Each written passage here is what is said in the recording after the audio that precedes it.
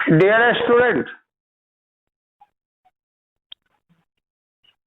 आज मैं आप लोगों के सामने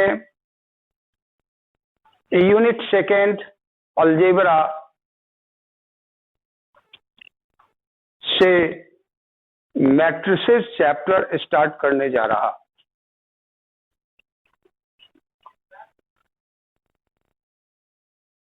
मैट्रिसेस जब सिंगुलर फॉर्म में हम देखते तो वो मैट्रिक्स होता।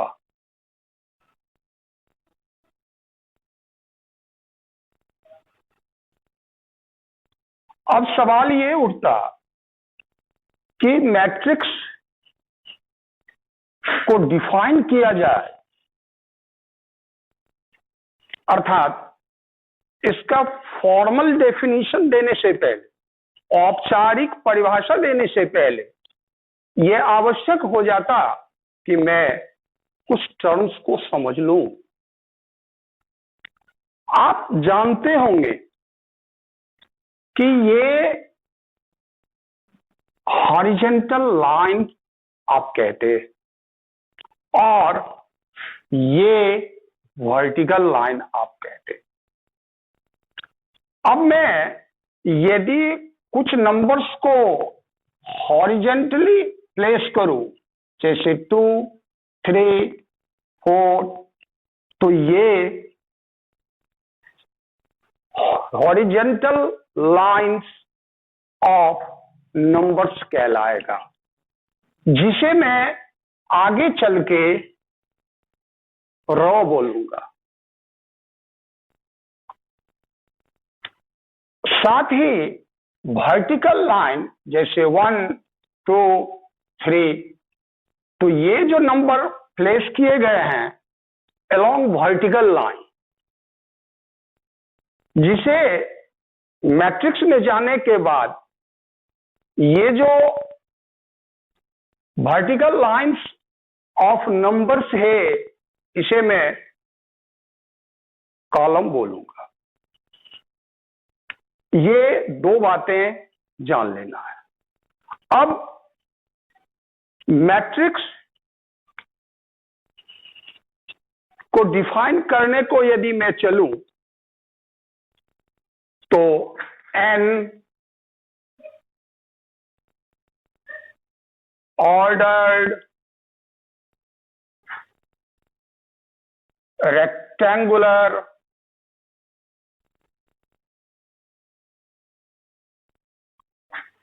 array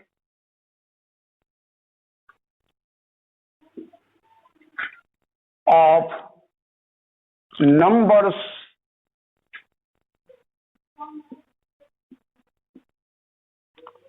or functions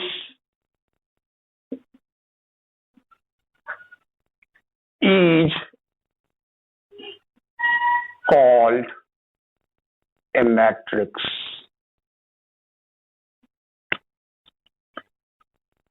ध्यान देने की बात, मैंने मैट्रिक्स का डेफिनेशन एक छोटा सा डेफिनेशन मैंने लिखा, N ordered rectangular array of numbers or functions is called a matrix। अब आप देख रहे होंगे कि यहां ये 3 वर्ड्स हैं जो अपना एक महत्वपूर्ण स्थान इस डेफिनेशन में रखता। Ordered, rectangular, array। array means विन्यास होता, रेक्टेंगुलर आयताकार होता, ऑर्डर्ड मीन्स क्रमित या कहें क्रम।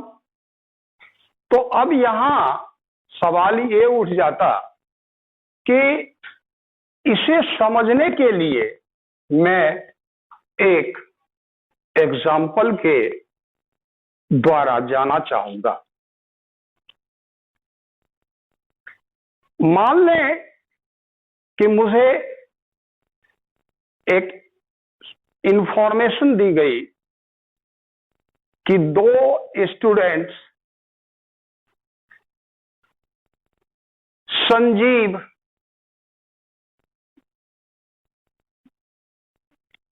एंड राजीव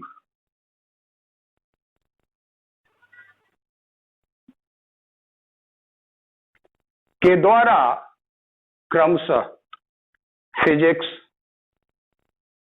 केमिस्ट्री और मैथमेटिक्स में निम्नलिखित प्राप्तांक प्राप्त किए हैं। जैसे फिजिक्स के लिए मैं सिर्फ पी लेटर्स लिख देता, केमिस्ट्री के लिए मैं सी लिख देता और मैथ्स के लिए मैं एम लिख देता। संजीव जैसे फिजिक्स में मान लीजिए 89, राजीव को 91,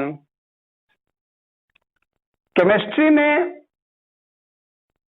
90, 93, मैथमेटिक्स में 96 एंड 94। अर्थात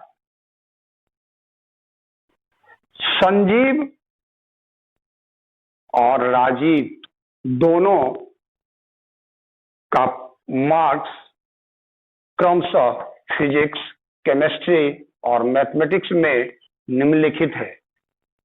अब सवाल आता कि इसे मैं अगर इस रूप में लिखूं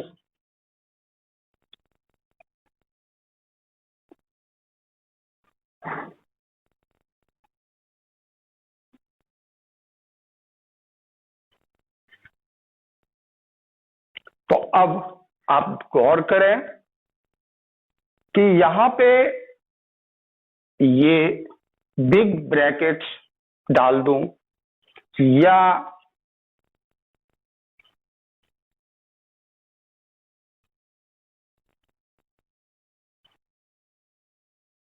स्मॉल ब्रैकेट्स डाल दूं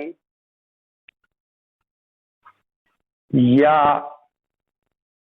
double parallel line both sides लेके उसके बीच इसे समावेशित करूं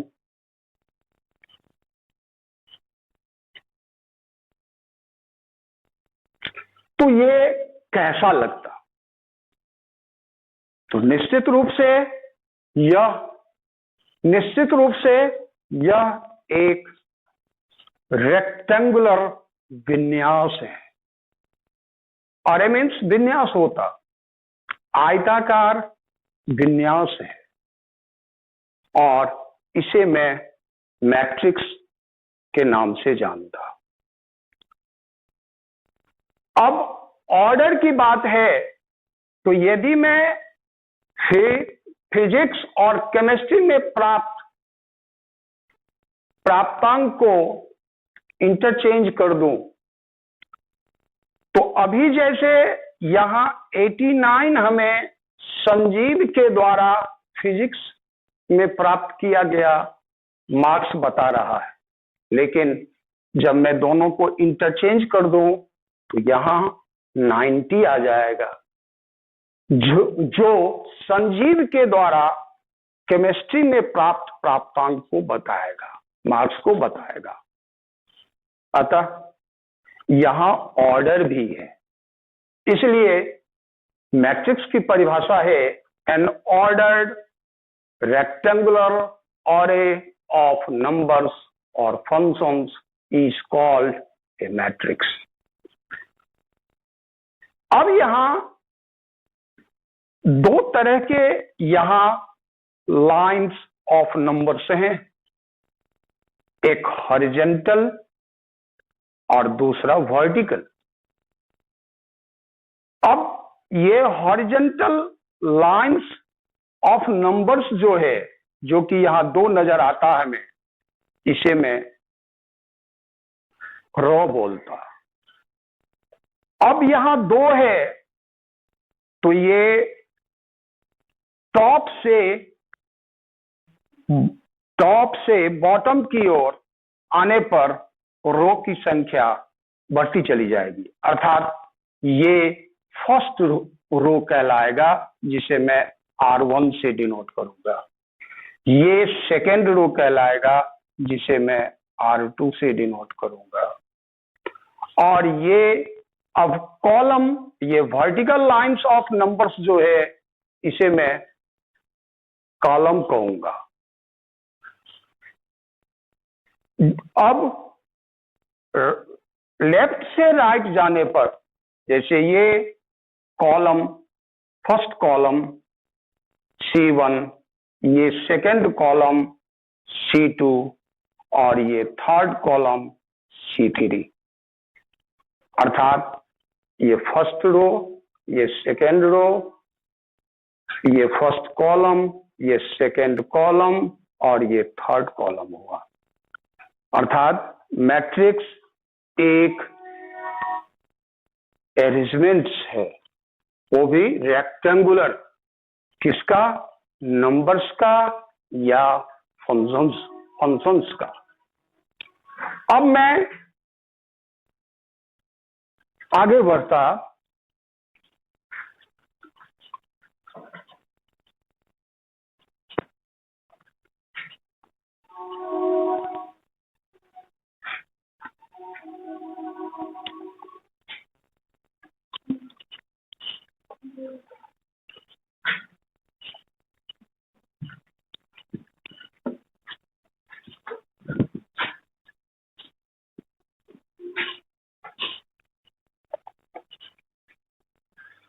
let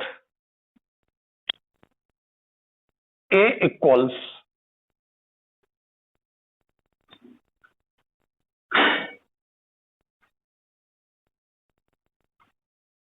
A11, A12, A1n,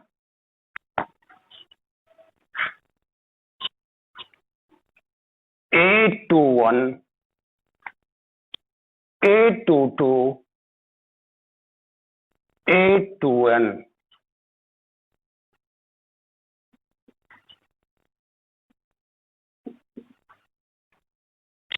AM1, AM2, AMN। अब आप ध्यान देंगे, यह मैट्रिक्स A है जिसमें रो की संख्या अगर आप देखें M है, कॉलम्स की संख्या अगर आप देखें तो N है। कैसे? तो यहां सबसे पहली बात तो यह आप समझ लें कि मैं किसी भी मैट्रिक्स को डिनोट करने के लिए अंग्रेजी अल्फाबेट का कैपिटल लेटर्स ABC का यूज करता इन जनरल, और जैसे मैट्रिक्स मैंने ए लिया तो जनरली इसके एलिमेंट के लिए हम AIJ ले लेते, यहां BIJ ले लेते, इस तरह से बदलता रहेगा। अब सवाल उठ खड़ा हो जाता कि ये IJ क्या है। तो जैसे यहां आप देखो A11, तो A11 में A11 ना पढ़े, पहली बात ये कहलाएगा, तो ये लोअर सफिक्सेस कहलाए। सफिक्स का प्लूरल फॉर्म मैंने बोला सफिक्सेस 11। अब यहां फर्स्ट जो सफिक्स है वो आपको रो की संख्या देगा, और सेकेंड जो है वो आपको कॉलम की संख्या देगा। अर्थात यदि मैं A22 के बारे में सोचूं तो यह इस मैट्रिक्स A का दूसरे रो और दूसरे कॉलम का एलिमेंट है। यदि मैं कहीं A34 लिख लूं तो इसका मतलब होगा कि यह मैट्रिक्स ए का थर्ड रो और फोर्थ कॉलम का क्या है, एलिमेंट है। अब इस तरह जो मैंने लिखा, बहुत सारा जगह आप देख रहे होंगे, बहुत सारा जगह पकड़ा इसने। अब इसे कम जगह में कैसे लिखा जाए, अर्थात इन compact form,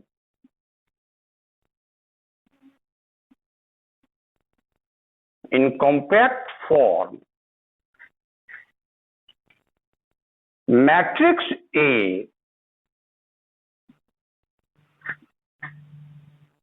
can be written as A equals Aij m by n।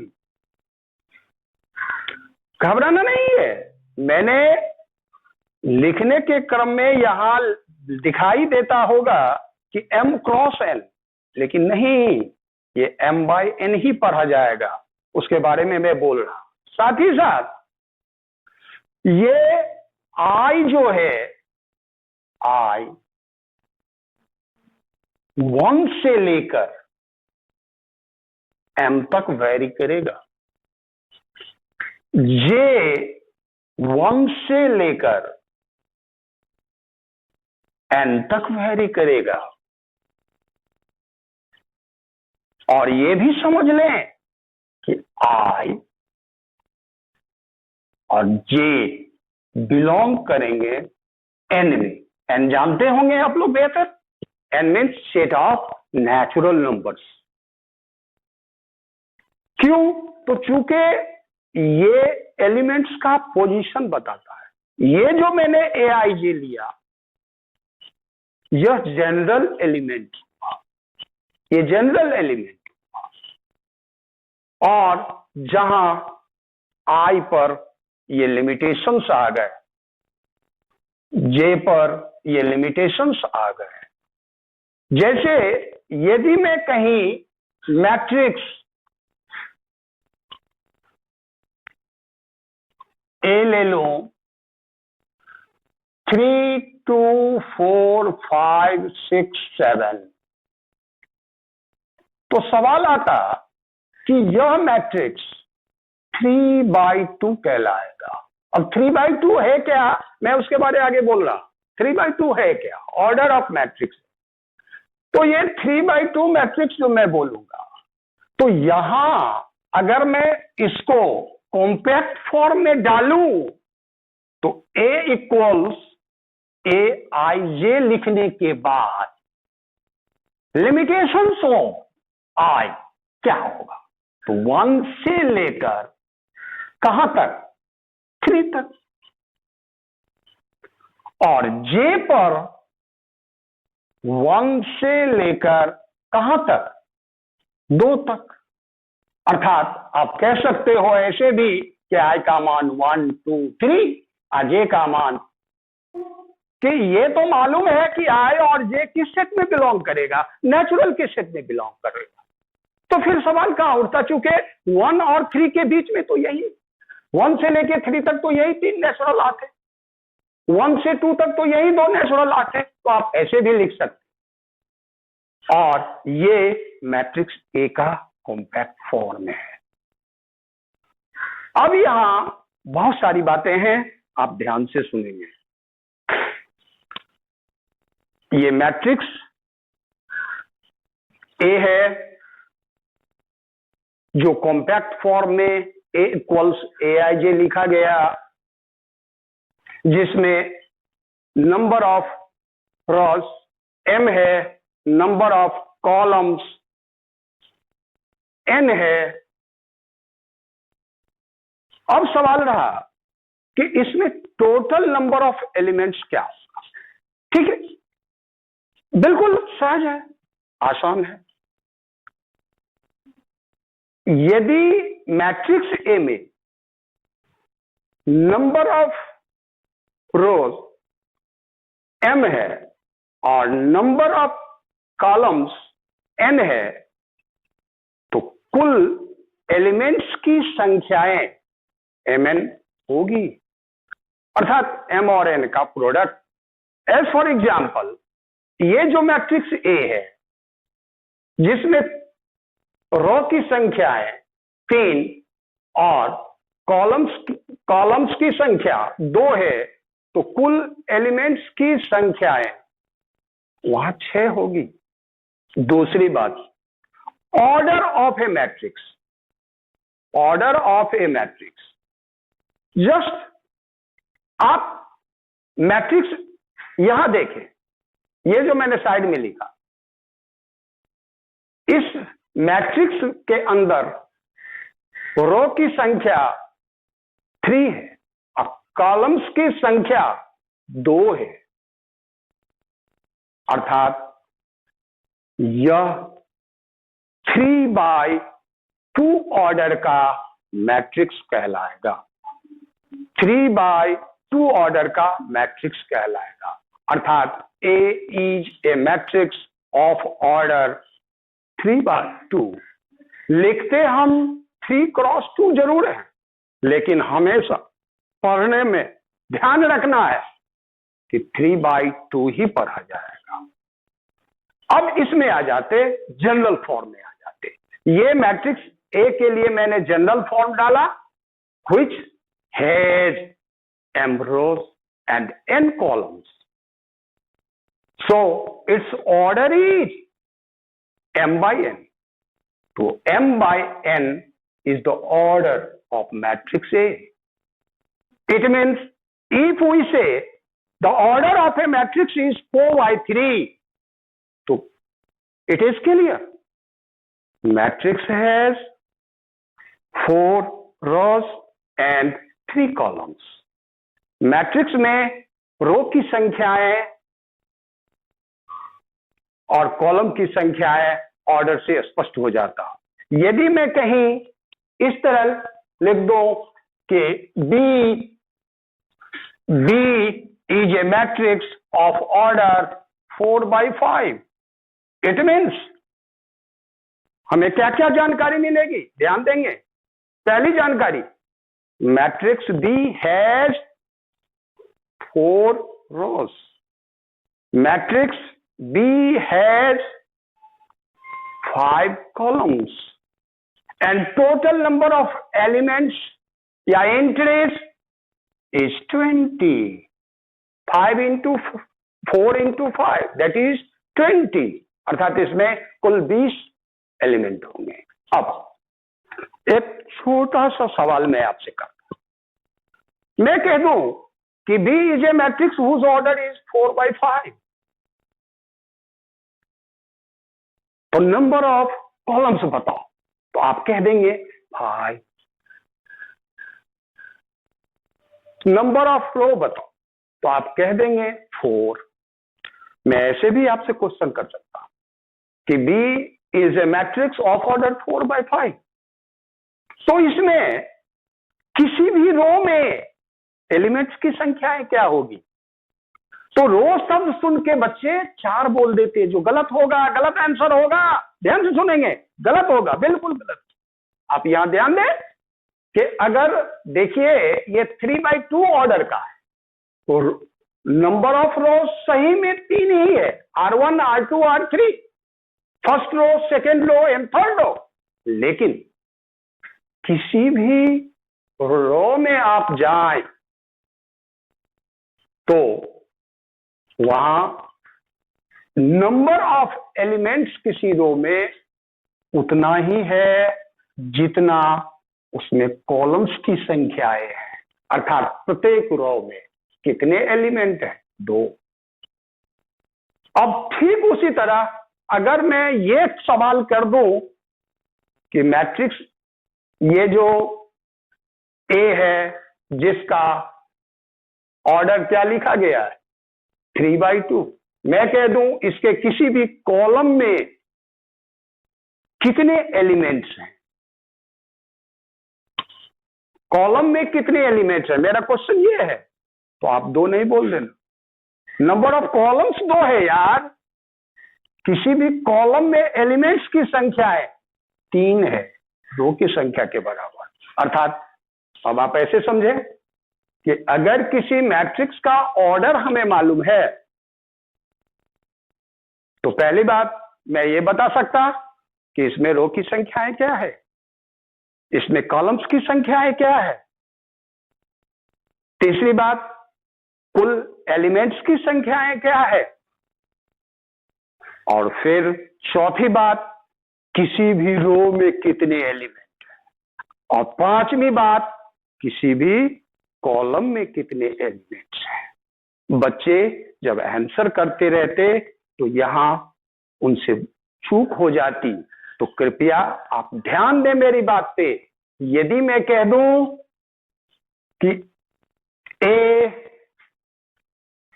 is a matrix of order A equals Aij is a matrix of order 4/5। अब मैं आपसे अगर कह दूं ए में रो की संख्या क्या होगी, नंबर ऑफ रो बताओ, आप 4 बोलेंगे। लेकिन मैं अगर कहूं इस मैट्रिक्स के किसी भी रो में कुल कितने एलिमेंट्स होंगे यह बताओ, 4 नहीं बोला जाएगा, 5 बोलोगे। पुनः मैट्रिक्स ए में कॉलम्स की संख्या क्या है बताओ, आप 5 बोलेंगे। लेकिन फिर ध्यान दें, अगर मैं पूछूं किसी भी कॉलम में एलिमेंट्स की संख्या क्या है तो आप क्या बोलेंगे, 4 बोलेंगे। और टोटल नंबर ऑफ एलिमेंट्स में अगर कहूं तो कितना होगा, 20 होगा। और यदि आपके सामने नोटबुक हो तो आप इसे ऐसे ही लिख लें।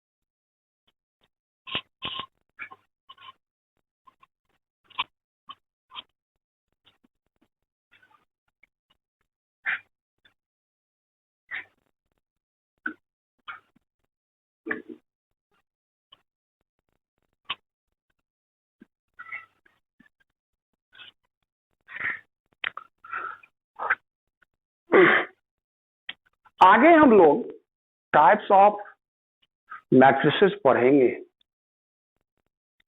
लेकिन अभी मैं इतना समझ लूं कि लेट A इक्वल्स Aij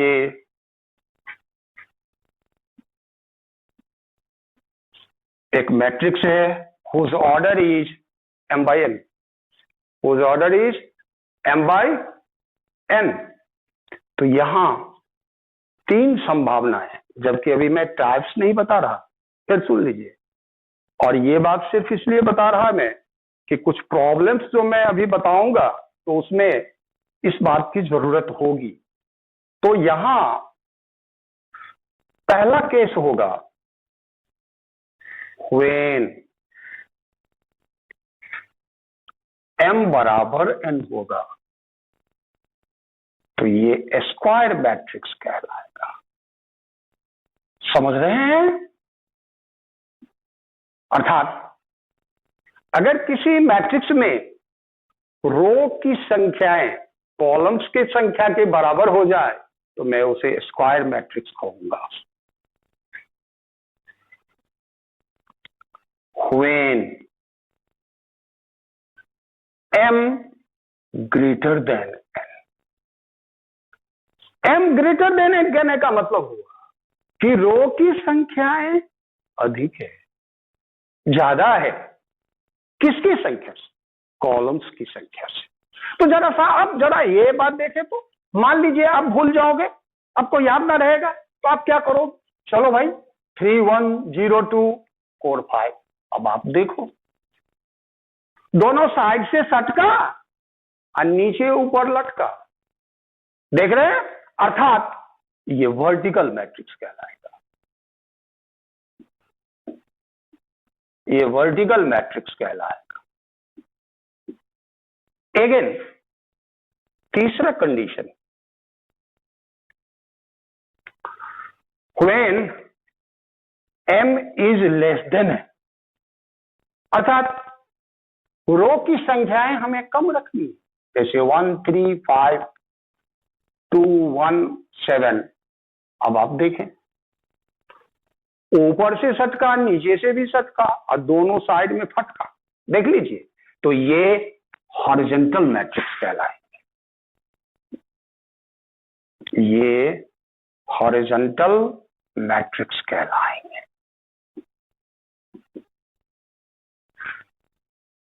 ठीक है, इसे भी आप नोट कर लें।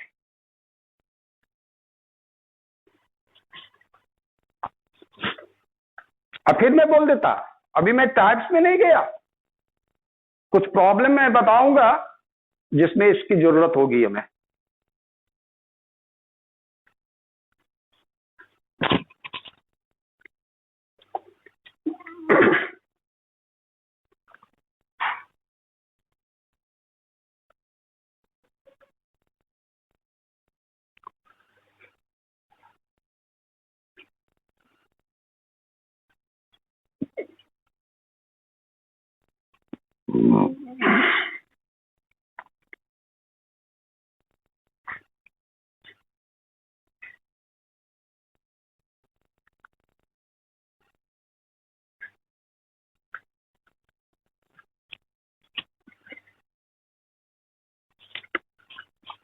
अब मैं सिर्फ एक स्क्वायर मैट्रिक्स एग्जाम्पल के रूप में देता। Let A equals A11, A12, A13, A21, A22, A23, A31, A32, A33। अब आप ध्यान देंगे,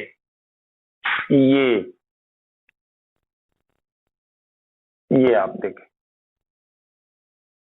अब ये क्या है नहीं है बाद में देखेंगे, लेकिन यहां देखें, प्रत्येक एलिमेंट्स के लिए जो मैंने लोअर सफिक्सेज यूज किया, बात समझ रहे हैं मेरी,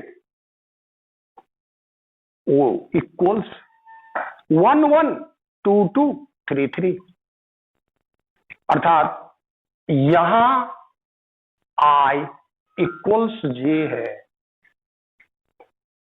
अब आप फिर ध्यान दें, यदि आप इससे ऊपर देखते हो, इससे ऊपर देखते हो, तो देखो प्रत्येक एलिमेंट्स में जाओ, दोनों सफिक्स में कंपेयर करो, तो आप क्या पाते हो कि I छोटी है, I is less than J, am I right?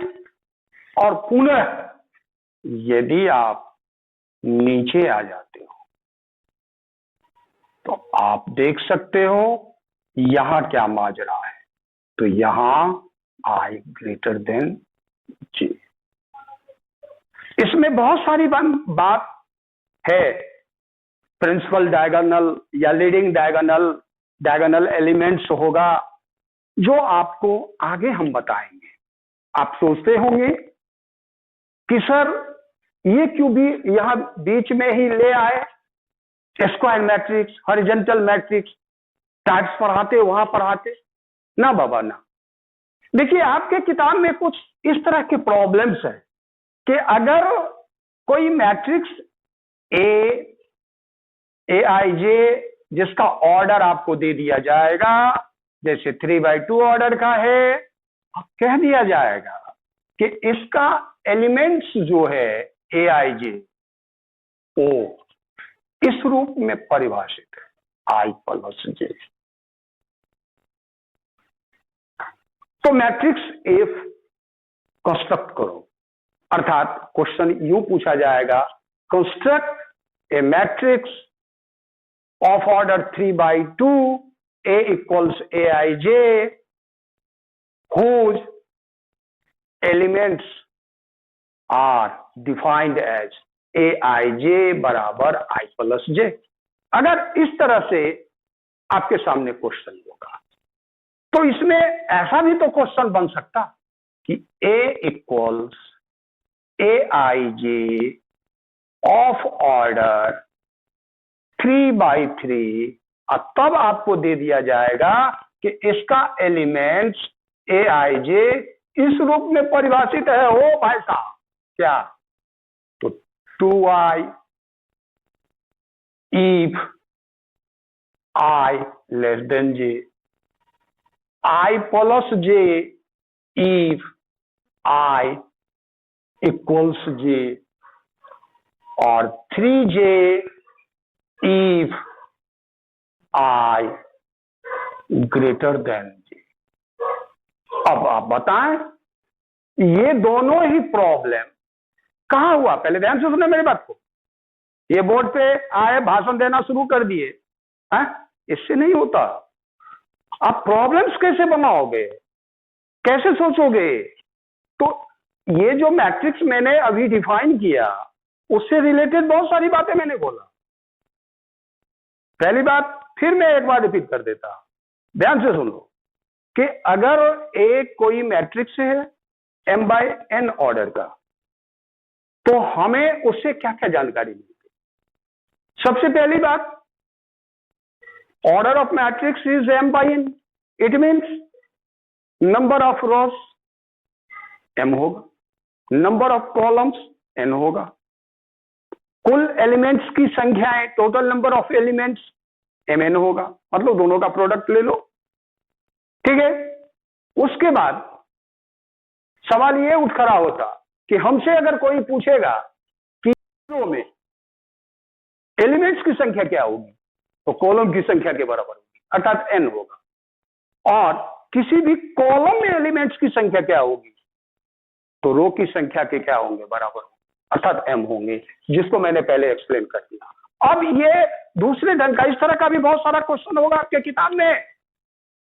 अब सवाल ये उठता कि ये जो क्वेश्चन है ये किस तरह का क्वेश्चन है, अर्थात हमें मैट्रिक्स कंस्ट्रक्ट करना होगा जिसका ऑर्डर हमें मालूम होगा और उसका general element, what is this, mind it, general element a i j, i और जे के पदों में व्यक्त होगा, in terms of i and j होगा।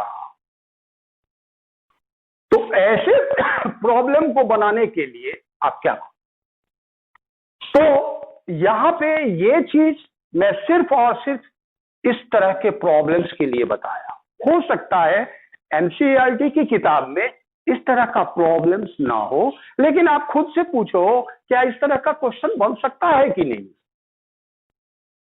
तो यहां ये पहला क्वेश्चन ये है कि construct A matrix of order 3/2 A equals Aij whose elements are defined by Aij equals I plus j, और ये हुआ construct A matrix A equals Aij of order 3 whose elements are defined by Aij equals 2i if I is less than j, I plus j if I equals j, and Aij equals 3j if I is greater than j।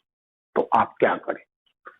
जैसे ये problem आपके सामने, देखिए मैं problem भी बनवाऊंगा आपको, लेकिन आज मैं सिर्फ समझा रहा। कल के क्लास में इस तरह का प्रॉब्लम क्वेश्चन सहित लिखा के मैं बनवा दूंगा, लेकिन मैं आशा करता हूं कि आपसे खुद बन जाएगा। आप अगर मेरी बात को ध्यान से सुनेंगे तो आपसे क्वेश्चन बनेंगे, और आप क्वेश्चन लिखिए फिर आंसर लिखो तो फिर समझाएंगे क्या। तो सवाल ये खड़ा हो जाता है, जैसे ये क्वेश्चन आपको बनाना है 3/2 ऑर्डर का है, तो आप क्या लिखेंगे, here A equals A11 A12। रुक जाना है, क्यों, कॉलम की संख्या तो 2 है, रो की संख्या 3 है। A21 A22 A31 A32 हो गया। अब आप क्या करेंगे, given given given AIJ equals I plus J, ठीक है। तो अब जैसे A11 का वैल्यू आप निकालोगे तो I का वैल्यू भी 1 है और J का वैल्यू भी 1 है, और AIJ as a function of I and J है, तो उसमें आप मान डाल दो, 1 + 1 इक्वल्स 2। पुनः A12, तो यहां I का मान 1, J का मान 2, 3 हो गया। I प्लस J में हम डाल रहे हैं, ध्यान देना। और फिर A21। अब एक बात और सुन लो, अब बहुत सारे बच्चे क्या करते, तो सभी एलिमेंट्स को एक ही में लिख ले, और जब वो मैट्रिक्स हम फॉर्म करने लगेंगे तो पोजीशन चेंज हो सकता है हमसे गलतियां हो जाए। इसलिए आप ऐसा करो, जैसे ही रो है निकाल दिए, चलो A21 निकाल, तो 2 + 1 होगा 3 होगा क्या। अब तो आप लोग समझ गए होंगे, अब तो बल्ले बल्ले है, चलो लिखते चलो।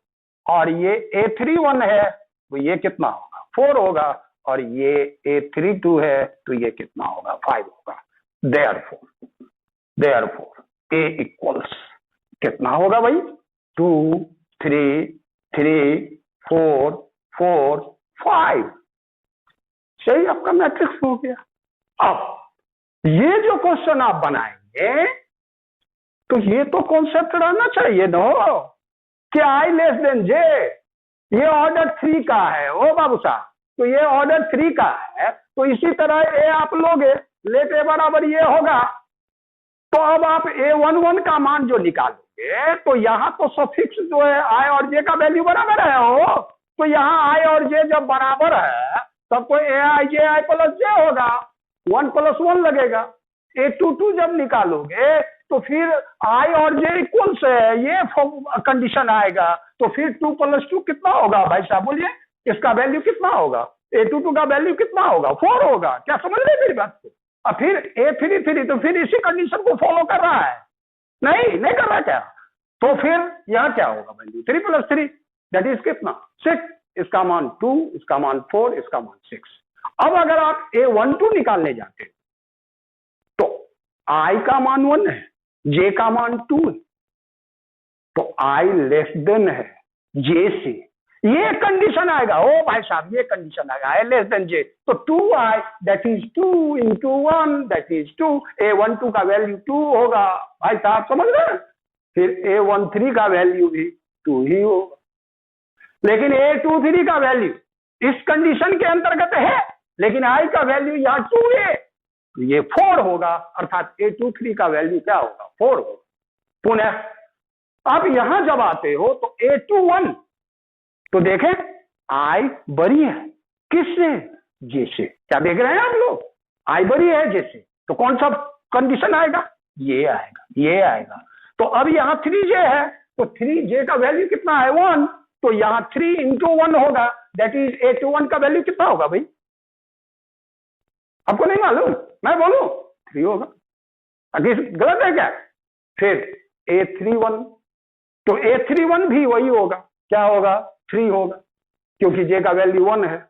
और A32 का वैल्यू जब तुम निकालने जाओगे तो यार आई तो बड़ी है जैसे, लेकिन यहाँ जे का वैल्यू जो है वो 2 है, अर्थात A32 का वैल्यू 6 होगा। इसलिए मैंने आपको ये 3 बातें बता दिया कि इस तरह के प्रॉब्लम्स भी भविष्य में मिल सकते हैं, और वहां ये छोटी सी कॉन्सेप्ट दे देने से बच्चे इस तरह के प्रॉब्लम्स भी क्या कर सकते हैं, बना सकते हैं। जबकि मैंने जो देखा है तो कई बार इस सब तरह के क्वेश्चन डिफरेंट बोर्ड में पूछा जा चुका है। इसलिए ये सिंपल कैटेगरी का प्रॉब्लम है, इसमें थोड़ा सा इससे ज्यादा फंसाना है। ठीक है, तो क्या मेरी बात को आप लोग समझ रहे हैं? और आप लोग इतना जरूर किताब देखेंगे। प्रॉब्लम्स मैं आशा करता हूं कि प्रॉब्लम्स भी बनेगा, फिर आगे बात करेंगे हम।